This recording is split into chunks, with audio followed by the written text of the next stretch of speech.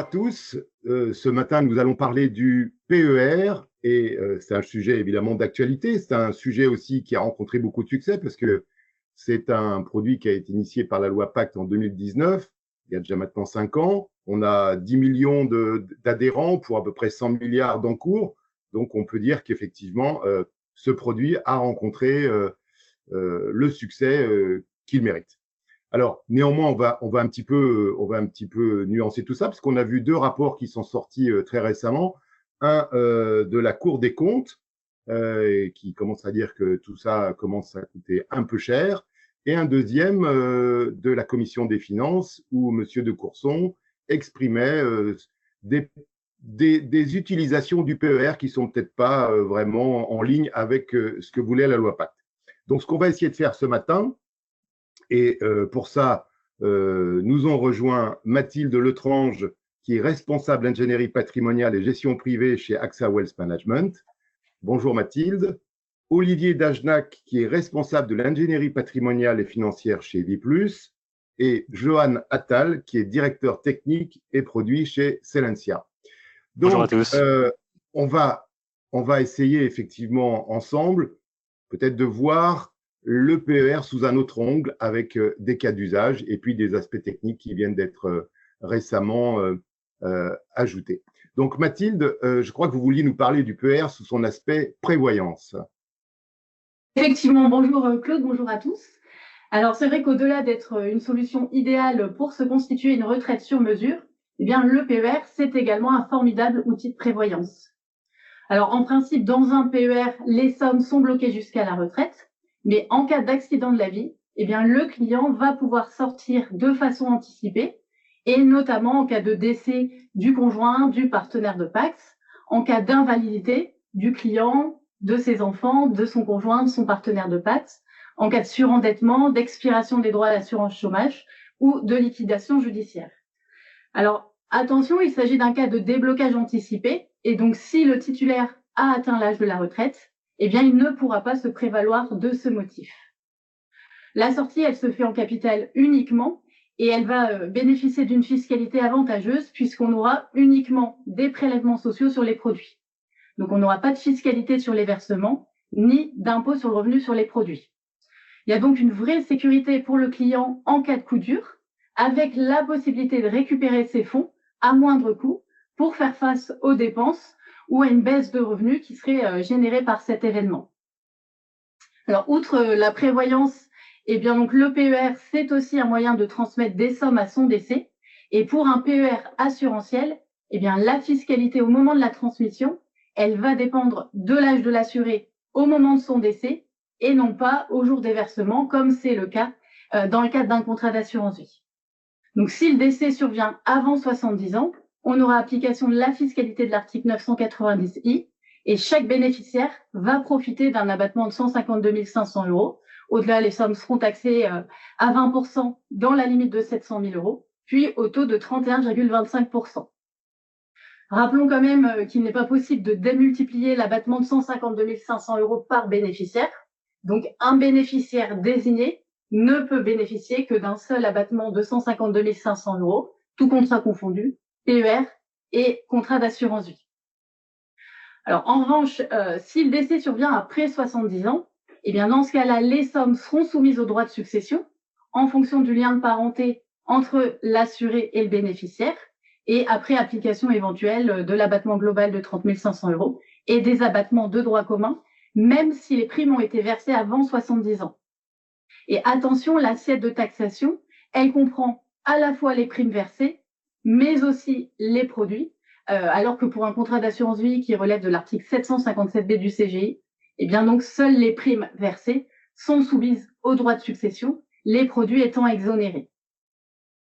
Alors le PER bénéficie néanmoins d'atouts non négligeables puisque l'avantage fiscal lié à la déduction, eh bien il est définitivement acquis en cas de décès et le capital décès issu d'un PER, eh bien sera exonéré d'impôt sur le revenu et de prélèvements sociaux en cas de décès.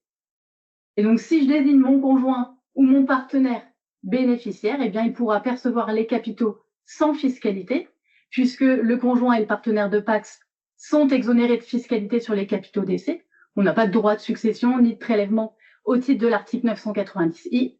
Et en outre, les gains seront exonérés d'impôts sur le revenu et de prélèvements sociaux. Donc, parmi les stratégies qu'on va pouvoir conseiller à nos clients mariés ou pacsés, eh bien, ça va être de souscrire chacun un PER en se désignant mutuellement bénéficiaires. Pourquoi? Parce que si j'ai mon conjoint ou mon partenaire qui décède, eh bien, le conjoint survivant qui n'a pas atteint l'âge de la retraite va pouvoir sortir de façon anticipée de son PER, puisque c'est un cas de déblocage anticipé. Et on aura une fiscalité avantageuse, comme je le disais tout à l'heure, puisque seuls les produits seront taxés, mais uniquement aux prélèvements sociaux. Et le PER du conjoint qui est décédé sera dénoué et le conjoint survivant pourra récupérer les capitaux décès sans fiscalité. C'est donc un véritable outil de protection du conjoint ou du partenaire de PACS qui va lui permettre de récupérer des sommes en pleine propriété au décès pour subvenir à ses besoins, financer son train de vie et qui peut même être une solution intéressante pour protéger un conjoint ou un partenaire, notamment dans le cadre des familles recomposées. Alors, en tout état de cause, ce qui va être important, c'est de s'assurer au fil du temps que la clause bénéficiaire, elle est toujours adaptée dans le temps, compte tenu de la situation patrimoniale du client, de sa situation familiale et de son âge. Et en fonction des situations, des objectifs du client, eh bien, on pourra même préconiser la mise en place d'une clause bénéficiaire démembrée entre le conjoint et les enfants, notamment si le client a plus de 70 ans, ou même envisager un saut de génération au profit des petits-enfants, ou via une clause bénéficiaire démembrée entre les enfants et les petits-enfants. Alors, pour conclure, au-delà des atouts du PER, gardons en tête que la combinaison assurance-vie PER reste encore la meilleure stratégie à utiliser si on veut profiter des avantages de ces deux solutions et répondre aux objectifs du client. Parfait. Ben, je crois qu'effectivement, c'est un autre aspect qui n'est pas assez mis en avant pour le PER. Je vais laisser la parole à Olivier qui va nous parler de transmission et peut-être de deux cas ou plusieurs cas qui peuvent être mis en place dans une stratégie patrimoniale. Bonjour à toutes et à tous. Alors oui, le PER, comme vous l'indiquiez, remporte un vif succès. Donc un vif succès, pourquoi? Parce que les Français sont quand même assez inquiets pour leur retraite. Ils savent que notre système est quand même largement déficitaire et qu'il est amené à produire des retraites de moins en moins favorables aux retraités. Donc, on incite à verser sur le PER. Les Français utilisent cette enveloppe née de la loi Pacte et le législateur nous dit ben non, maintenant vous l'utilisez trop, donc c'est un petit peu embêtant. On est dans un esprit très français. Quoi qu'il en soit, outre l'aspect fiscal, parce qu'on le sait, il y a un versement qui est déductible dans les plafonds qui sont indiqués dans le Code général des impôts, on peut aussi utiliser le PER, comme l'a très bien dit ma consoeur, pour des motifs de prévoyance, mais on peut aussi l'utiliser, et là je vais faire plaisir à monsieur de Courson, avec des versements non déductibles. Donc là, j'utilise l'enveloppe, je ne coûte pas d'argent à l'État, donc je suis un bon citoyen.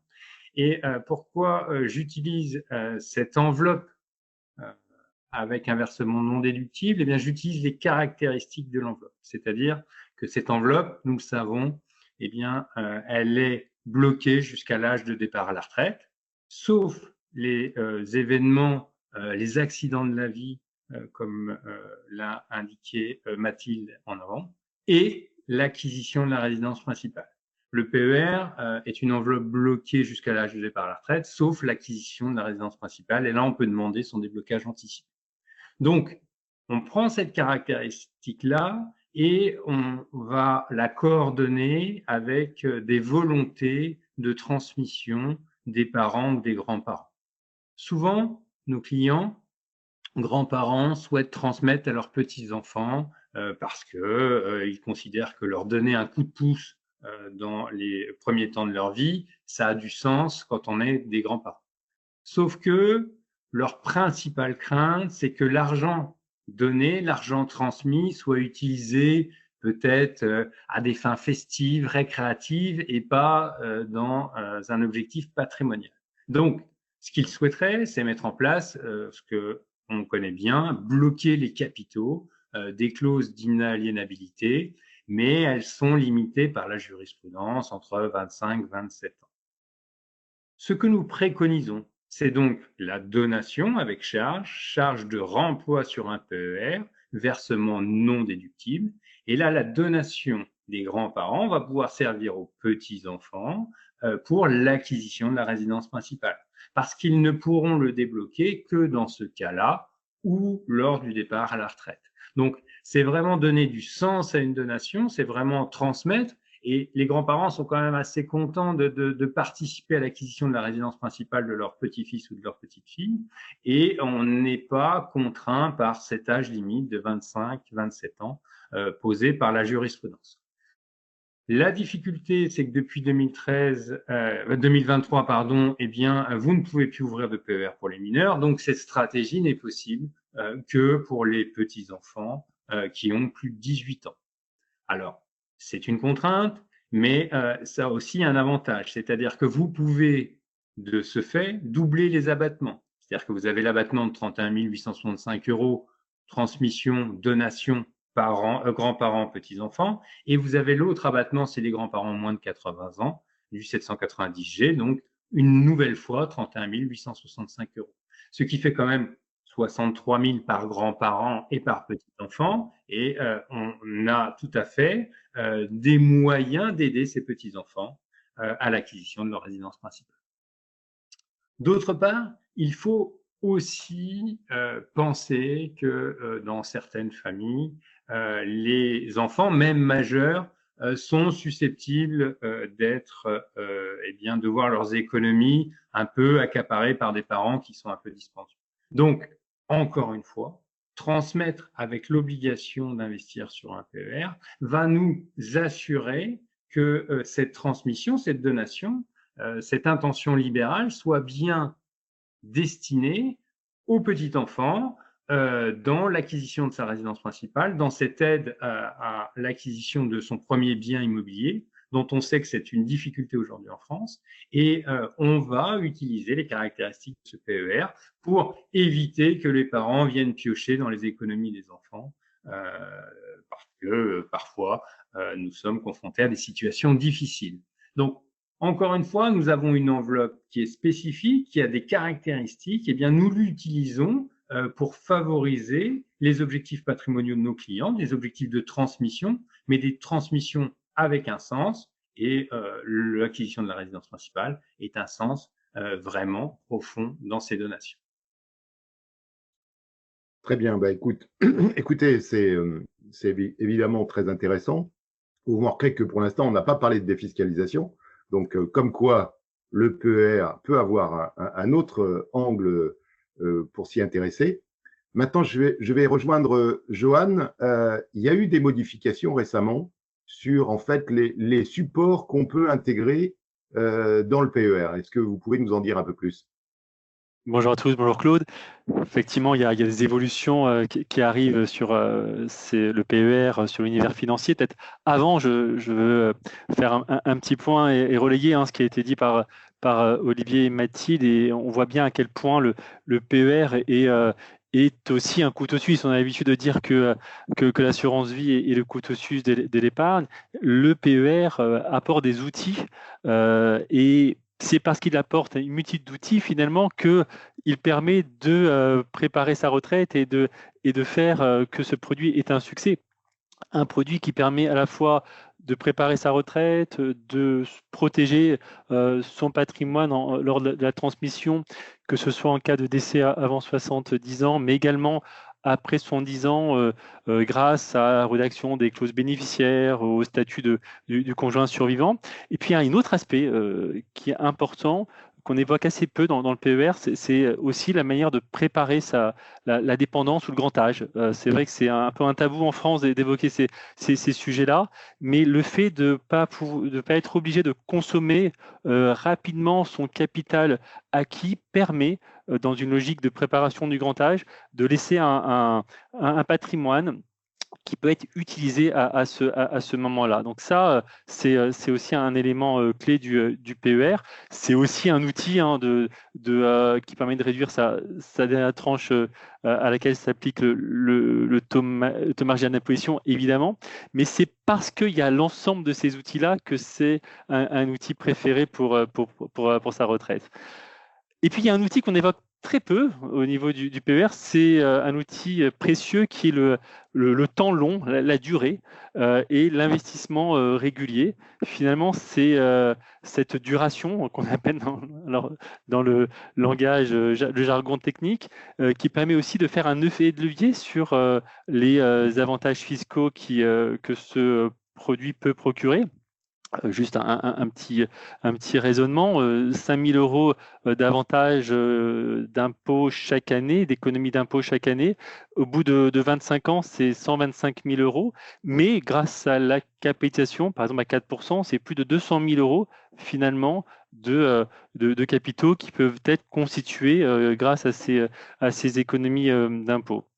Et puis le temps long, c'est aussi un outil important pour la logique d'allocation d'actifs. Et là, on vient justement sur les évolutions à venir avec la loi Industrie verte. C'est vrai que dans le couple rendement-risque, le fait d'avoir des investissements réguliers, d'être dans une durée longue, ça ouvre des perspectives. C'est pour ça que ce soit dans les produits Séantia, mais d'autres dans le marché, on a déjà des offres financières qui sont assez larges, avec des unités de compte adossées à des OPC, à des titres vifs, à des ETF, des supports immobiliers.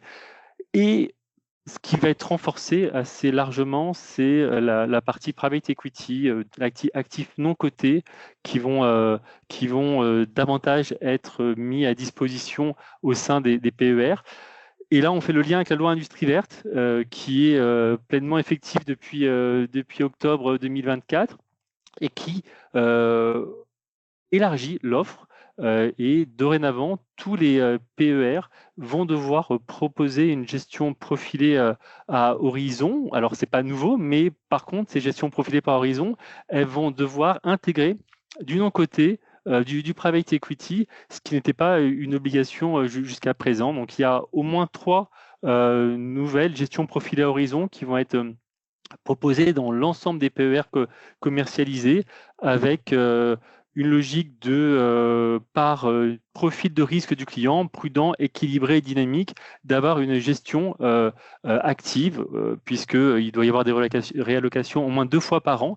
Et suivant l'horizon d'investissement, la part d'actifs peu risqués va devoir être réduite au fil du temps. Et en fonction de l'horizon d'investissement, le minimum de support private equity non coté va être plus ou moins important. Prenons un exemple, pour un profil équilibré, c'est au moins 8% de support private equity quand l'horizon est à 20 ans, et ce minimum se réduit bien sûr progressivement en fonction de l'horizon et de l'atteinte de son âge départ prévisible à la retraite. Donc, nouvelle gestion profilée à horizon, facilitation des UC de type private equity, avec la plus grande facilité à référencer des supports, notamment quand ils seront labellisés LTIF 2.